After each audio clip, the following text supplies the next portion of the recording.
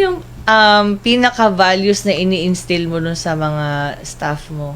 Ako kasi, since I'm managing the business for ilang years na rin, I always wanted na makilala ko not the super strict na boss or owner. Actually, I can do parang talking sa kanila kahit hindi work-related. Available ako. I can do that po. At the same time, pag need nila ako, kung kailangan niyang kausap, may problem ba, available ako. For me, as yung parang owner or a supervisor ng team, I always wanted na yung tao mo, regardless kung work-related yan or not, make sure na maramdaman niya na kapag need ka niya, nandun siya. For me, that's important. And as a leader, I always wanted na close ako sa mga tao ko. Not because gusto ko lang malaman yung galawan nila or alam mo yun, part na yun kasi Yes. you wanted syempre solid the protection of the business. Para sa kanila din naman po yun. But I always wanted na parang yung sinasabi nila na family.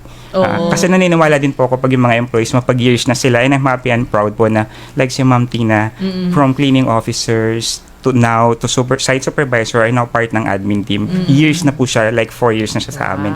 Hindi po So, nakita madali. mo yung paglago ni Ma'am? Yes. Hindi po ganun kadali, ma'am, yung mag-cleaning sa totoo lang. Effort po kasi siya, it's physical. So, dun sa part na yun, na natutuwa ko na matatagal na sila.